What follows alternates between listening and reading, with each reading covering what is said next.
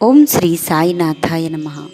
ಬಾಬಾರವರು ನಿಮಗೆಲ್ಲರಿಗೂ ಆಯುಷ್ಯ, ಐಶ್ವರ್ಯ, ಆರೋಗ್ಯ, ಸಂಪತ್ತನ್ನು ನೀಡಿ ಕರುಣಿಸಲಿ ಎಂದು ಪ್ರಾರ್ಥಿಸುತ್ತಾ ಇಂದು ನಾವು ಸಾಯಿ ಸಚ್ಚರಿತೆಯ ಅಧ್ಯಾಯ 34 ಪಾರಾಯಣ ಮಾಡುತ್ತೇವೆ. ಓಂ ಶ್ರೀ ಗುರುಭ್ಯೋ ನಮಃ. ಉದಿಯ ಮಹತ್ವ.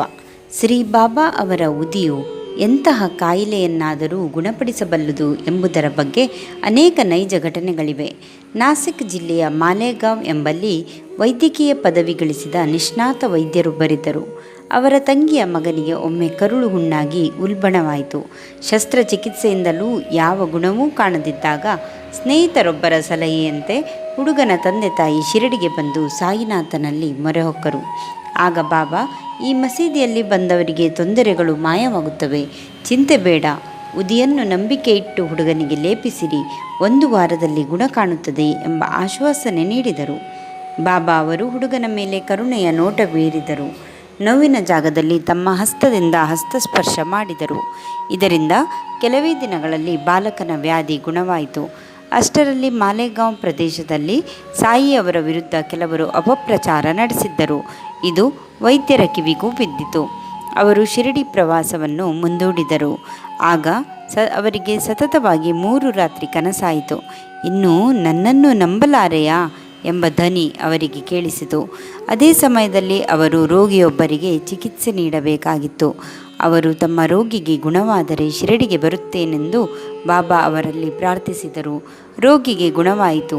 ವೈದ್ಯರು ಶಿರಡಿ ತಲುಪಿ ಬಾಬಾ ಅವರ ದರ್ಶನ ಹಾಗೂ ಉದಿಪ್ರಸಾದವನ್ನು ಪಡೆದರು. ಹೀಗೆ ಅವರಿಗೆ ಬಾಬಾ ಅವರಲ್ಲಿ ಭಕ್ತಿ ಅಚಲವಾಯಿತು. ಡಾಕ್ಟರ್ ಪಿಳ್ಳೆಯವರು ಬಾಬಾ ಅವರ ಅಂತರಂಗ ಭಕ್ತರಾಗಿದ್ದರು.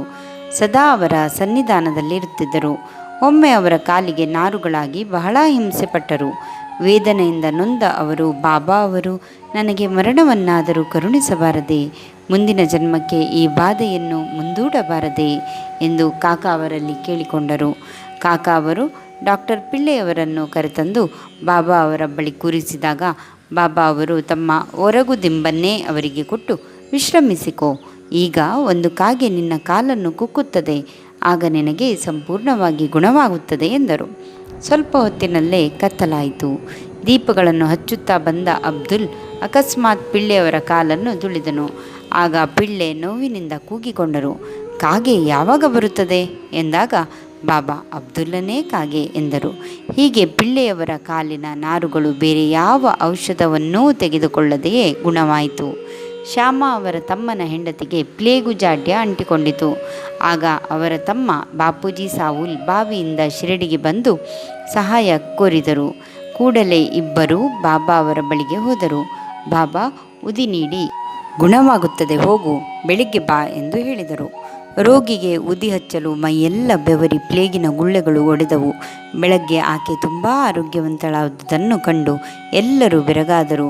ಶ್ಯಾಮ ಅವರು ಬೆಳಗ್ಗೆ ಬಾಬಾ ಅವರಿಗೆ ವಂದಿಸಿ, ಸ್ವಾಮಿ, ಇದೇನು ನಿಮ್ಮ ನಾಟಕ, ನೀವೇ ಬಿರುಗಾಳಿ ಎಬ್ಬಿಸಿ ನೀವೇ ಶಾಂತಗೊಳಿಸುವಿರಲ್ಲ ಎಂದನು.